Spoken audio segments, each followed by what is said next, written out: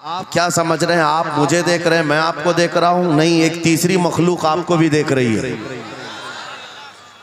बेशक तीसरी मखलूक की नज़र में आप भी हैं, हम भी हैं। अस्सलामु अलैकुम मेरे प्यारे अजीज दोस्तों, उम्मीद करता हूँ कि आप सभी ख्वातीन हजरात खैर आफियत से होंगे। प्यारे दोस्तों, आप तमामी हजरात को बाखूबी मालूम है कि मुफ्ती सलमान अजहरी साहब की रिहाई हो चुकी है और रिहाई के बाद हिंदुस्तान के कोने कोने में खुशियों की धूम मची है।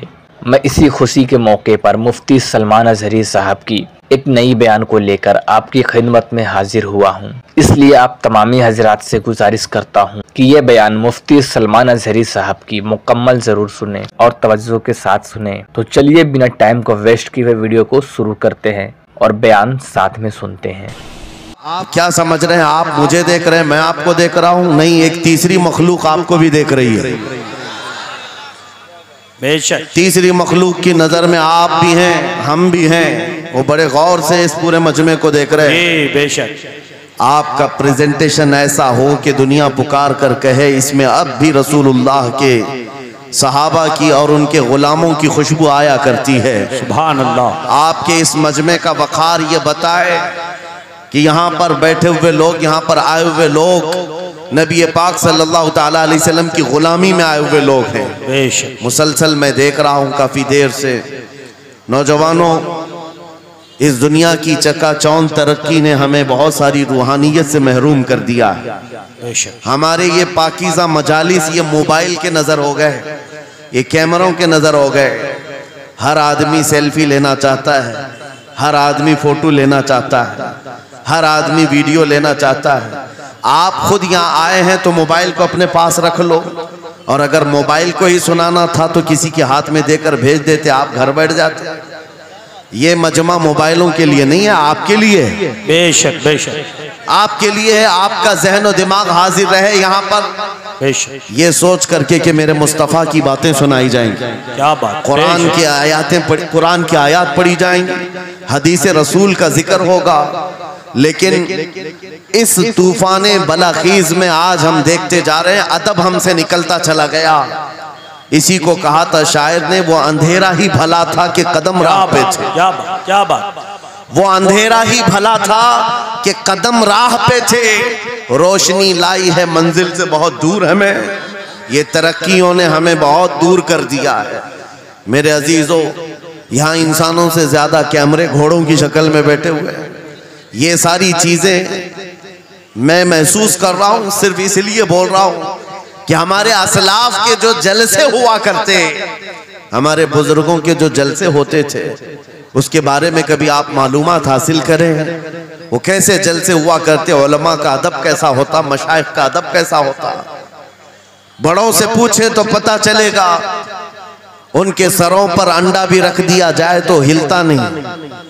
इस तरह से वो लोग मुतवज्जे होते, और आने वाला बावजू आता, अदब के साथ आता, और बोलने वाला भी इखलास के साथ बोलता। ये सारी रूहानियत अगर ख़त्म हो गई तो इन जलसों का कोई मतलब नहीं रह जाता।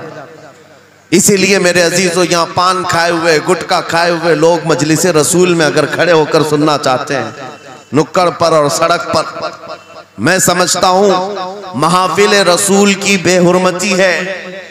सैयदना शेख अब्दुल अजीज मुहद्दिस देहलवी के मुतालिक एक बात मुझे मिली थी। आप हुक्का नोशी फरमा रहे थे, और इसी असना में आपको कहीं से मीलाद के पढ़ने की आवाज आई। आप वो हुक्का फेंक दी और मजलिस मीलाद में चले गए, जाकर के बैठ गए, और मीलाद पाक में जो मद्दाह रसूल थे वो कसीदा ऐसा पढ़ते रहे कि शेख साहब मगन हो गए, मस्त हो गए, और वज्द तारी हुआ। इसी असना में आपकी आंख लग गई महफिल में आंख लगी, देखा रसूल पाक सल्लल्लाहु अलैहि वसल्लम तशरीफ लाए। सुभान अल्लाह। मजलिस मिलाद में हुजूर तशरीफ लाए, लेकिन शेख मुहद्दिस देहलवी कहते हैं रसूल पाक का चेहरा सुर्ख था, गजबनाक थे। मैंने अर्ज किया, सरकार आप तशरीफ लाए हैं इस महफिल पाक में, लेकिन चेहरे पर गजब के आसार हैं।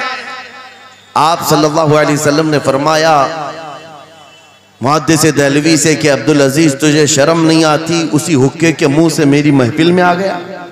अल्लाहु अकबर। मेरे अजीजों, नबी पाक सल्लल्लाहु ताला अलैहि वसल्लम की महफिल पाक का अदब नहीं करोगे, वो इश्क रसूल कहां से आएगा? यहाँ से क्या बोला जा रहा है, क्या पहुंचाया जा रहा है, उसकी तरफ तवज्जो होना जरूरी है।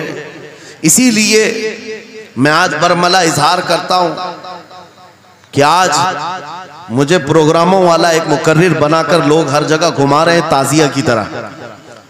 मैंने ये देखा है और इनमें मेरा कोई इंटरेस्ट और शौक नहीं था इन जलसों का। मैं मस्जिद में खिताब करना ज्यादा पसंद करता कि वहां पाकीज़ा माहौल होता है, अदब से लोग बैठते हैं और सब बावजू हुआ करते हैं और दिल में बात उतरती भी है। लेकिन अगर बाहर भी हम महफिल कर रहे हैं तो मेरे अजीजों, जिम्मेदारी आपकी है कि इसको भी मस्जिद जैसा माहौल बना दें। बेशक बेशक। रूहानियत इतनी आ जाए कि हम इन दुनियावी लग़वियात से फारिग होकर खालिस मेरे आका की मोहब्बत में तशरीफ रखें। बेशक। बस ये चंद जुमले शुरू में मुझे अर्ज करने थे, इस्लाह के लिए मुझे खड़ा किया गया है और इन जलसों के तौर तरीकों को बदले। मेरे उस्ताद गिरामी फरमाया करते, 3 रुकन होते हैं जलसे के, 3 रुकन होते हैं जलसे के। एक बोलने वाला मुकर्रिर, दूसरे इंतजाम करने वाली इंतजामिया, तीसरे ऑडियंस सुनने वाली पब्लिक। जलसे के ये 3 रुकन हैं और तीनों में अगर कहीं से इखलास खत्म हुआ ये जलसे का कोई असर नहीं होगा। अल्लाहु अकबर। आने वाले लोग भी मुखलिस हों, बोलने वाला आदमी भी मुखलिस हो, जलसा सजाने वाली इंतजामिया कमेटी भी मुखलिस हो, खालिसतन अल्लाह और उसके रसूल की रजा के लिए कर रहे हो, उन जलसों का बहुत असर हुआ करता है, बहुत असर हुआ करता है। लेकिन तीनों में भी आज देखा जा रहा है मेरे अजीजों, जलसा करने वाले इसलिए करने लग गए कि कंपटीशन करना है। उन्होंने इतना बड़ा किया, हम उससे बड़ा करेंगे। उन्होंने इस मुकर्रिर को बुलाया था, हम इस मुकर्रिर को बुलाएंगे। उन्होंने इतना खर्चा किया था, हम इतना चंदा करेंगे। आने वाली पब्लिक भी एंटरटेनमेंट के लिए आने लग गई कि हम देखते हैं इनके यहाँ कितने नारे लगते हैं, उनके यहाँ कितने नारे लगते हैं। बोलने वाला भी यही सोचने लग गया कि इनके ऊपर कितनी धौंस जमा सकता हूं, इन लोगों को कितना मैं अपनी तरफ अट्रैक्ट कर सकता हूं। अल्लाह शाहिद है, मैं इस चीज के लिए आपके सामने नहीं आया हूं। पूरे मजमे में आप भी खामोश बैठे रहे, नाज़िम इजलास भी और जिनके हाथ में माइक है ये भी, आप दिल में सुभान अल्लाह कहें और दिल में ही नारा लगाएं। मेरी बात मुकम्मल होने तक तवज्जो से सुनते रहें। ये खामोशी अब ये बता रही है कि ये चौक पर नहीं, गुंबद खजरा की छांव में हो रही। सुभान अल्लाह, सुभान अल्लाह। वरना होगा ये कि रास्ते पर शोर शराबा और सड़कों को जाम किया जाना लोगों की नजर में ये ऐब मालूम होता है। लेकिन इसी माहौल को हम बदल करके भी जा सकते हैं। यह हमारा शिवा है पूरी दुनिया में कि सिर्फ और सिर्फ रसूल पाक की गुलाम कौम ऐसी है जो 1 मिनट में पूरा सन्नाटा तारी कर सकती है। किसी ने एक साहब से पूछा था, वेल ट्रेन्ड फौज जो होती है, चाहे वो अमेरिका की हो कि रशिया की हो कि जापान की हो, चाइना की हो, उनसे पूछा गया कि अगर 10,000 फौज को सफों में खड़ा करना हो और उनको रेडी करना हो तो आपको कितना टाइम लगेगा? किसी के बारे में कहा कि अमेरिकी फौज के लिए हमें 4 घंटे लग जाएंगे, हम तरतीब दे देंगे। रशियन फौज के लिए 3 घंटे लग जाएंगे, चाइनीज और एक्टिव हैं, 2 घंटे में अपनी सफे तरतीब कर लेंगे। उस मुसलमान दानिश्वर ने कहा, अल्लाह का करोड़ों एहसान है, 1 लाख से ज्यादा का मजमा होता है हरम काबा में भी और हरम रसूल में भी। इमाम सिर्फ 1 मिनट में कहता है सफे दुरुस्त कर लो, किसी को डंडा मारने की जरूरत नहीं, सबकी सफे खुद दुरुस्त हो। क्या बात, बेश बेश बेश। ये कौम है जो अपनी सफे खुद दुरुस्त करती है। बेश बेश। मस्जिदों में, जुमा में, ईदगाह में जाकर कोई लकड़ी लेकर नहीं फिरता। कि अपनी अपनी सफ़ें दुरुस्त कर लो। हर एक को इतना शऊर है कि अपनी सफ़ें कैसे दुरुस्त की जाती है। जब आपको अल्लाह ताला ने ये नेमत अता की है, मस्जिदों में सफ़ें दुरुस्त कर सकते हैं 1 मिनट के अंदर, ईदगाह में 1 मिनट में हमारी सब दुरुस्त हो सकती है। ऐ नौजवानों, दुनिया को ये बताओ, सिर्फ मस्जिद और ईदगाह नहीं, दुनिया के हर मैदान में हम अपनी सफ़ें दुरुस्त कर सकते हैं। सुभान अल्लाह। हर मैदान में हमारी सब दुरुस्त हो सकती है। ये अल्लाह की तरफ से दी हुई बहुत बड़ी नेमत है। बस अब मजमा जो खामोश है और मुतवज्जे है, अब मेरी बात को आगे मैं बढ़ाता हूँ, तवज्जो से सुने। कुरानी उलूम के मुताल्लिक आपके सामने चंद बातें रखूंगा, इसलिए कि मुझे कहा गया बड़ा पढ़ा लिखा मजमा है और मुसलमान के लिए पढ़ा लिखा होना बहुत लाजिम है, इसलिए कि जिहालत इस्लाम का अपोजिट है। जिहालत इस्लाम का अपोजिट है। आपको एक बात मैं बताऊं, जब भी कहा जाता है दौरे इस्लाम, यानी हुजूर सल्लल्लाहु अलैहि वसल्लम की आमद के बाद के हालात को दौरे इस्लाम कहते हैं, उससे पहले वाले जमाने को दौरे जिहालत कहते हैं। जबकि इस्लाम का अपोजिट तो कुफ्र होना चाहिए, कुफ्र होना चाहिए।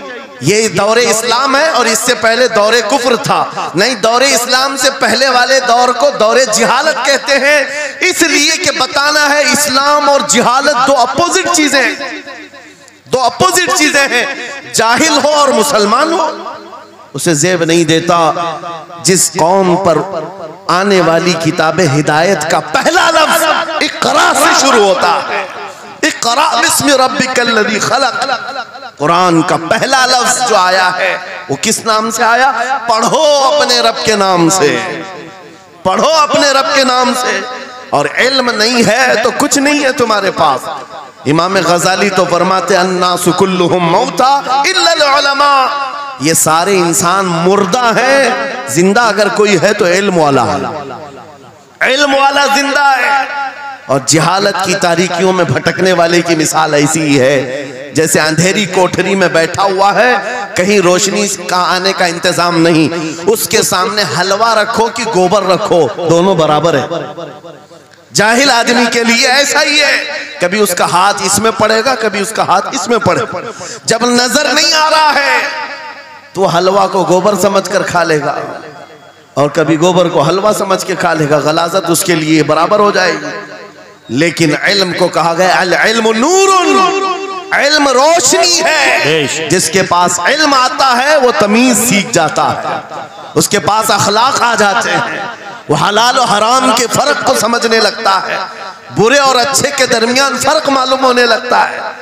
इसीलिए मेरे अजीजों, मुझे बड़ा गर्व है और फख्र है, हमारी खानकाह से ये आवाज आती है आधी रोटी खाएंगे और बच्चों को पढ़ाएंगे। बेशक, क्यों? बेशक। उस अजीम खानकाह से आवाज दी गई, क्यों? सिर्फ इसलिए नहीं कि तुम बड़े होकर के डॉक्टर बनोगे, इंजीनियर बनोगे। लोगों की नजर में अब बात यही रह गई, ये पढ़ा इसलिए जाता है कि डॉक्टर बनना, इंजीनियर बनना है और कमाना है, बहुत कमाना है। इल्म जो है आज कमर्शियल बना लिया गया। इल्म इसलिए नहीं, इल्म इसलिए हासिल किया जाता है कि बंदा खुदा को पहचाने, बंदा अपनी हकीकत को पहचाने, जिंदगी गुजारने के उस्लूब उसे मालूम हो जाए। इल्म इसलिए सिखाया जाता है। बहुत सारे लोग सिर्फ नौकरी के लिए समझते हैं कि इल्म हासिल करना चाहिए, नौकरी के लिए नहीं, अपने अखलाक को बुलंद करने के लिए इल्म आना बहुत जरूरी है। मेरे अजीजों, कुरान अज़ीम वो हिदायत की किताब तुम्हारे पास आई, इस कौम के लिए अलमिया नहीं है तो और क्या है, जो किताब उलूम का ज़ख़ीरा है। आज दुनिया उस किताब पर रिसर्च कर करके नए इल्म व फ़नून हासिल कर रही है। उस किताब को तो हम मुर्दों पर पढ़ने के लिए रखे हैं।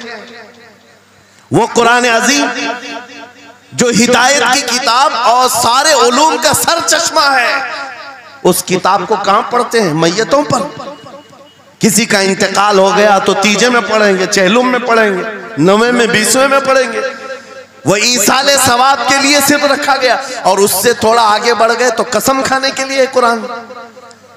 आओ चलो हम कसम खाते कुरान पे हाथ रख करके, कुरान पे हाथ रख के। मियाँ क्या कुरान कसम खाने की किताब है? कुरान की वो आयत मैंने सबसे पहले पढ़ी, अल्लाह फरमाता ज़ालिकल किताबु ला रैब फीही, ये वो किताब है जिसमें शक की गुंजाइश नहीं। और ये हिदायत है परहेजगारों के लिए। और कुरान में 3 जगह ये लफ्ज आया है, हुदल लिन्नास, हुदल लिलमुमिनीन, हुदल लिलमुत्तकीन। ये सारे इंसानों के लिए भी हिदायत है, ये सारे ईमान वालों के लिए भी हिदायत है और परहेजगारों के लिए भी हिदायत है। सब हिदायत अलग अलग अंदाज से हासिल करते हैं।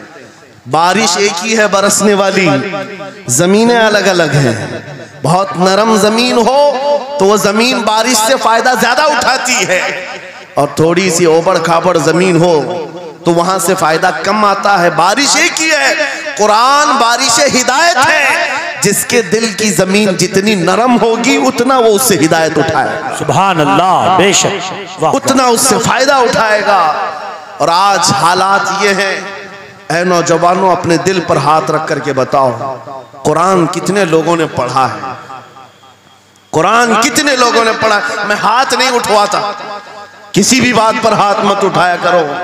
ना ही झूठे हाथ उठाना है, ना सच्चे हाथ उठाना है, ना ही किसी और को शर्मिंदा करना है।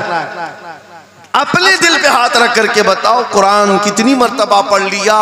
क्योंकि कुरान पाक, बहुत सारे लोग ये समझते हैं मदरसे में बचपन में एक बार पढ़ लिया तो उसका हदिया हो गया, खत्म हो गया है, अब इसके बाद फिर हमारी मैयत पे ही पढ़ा जाएगा।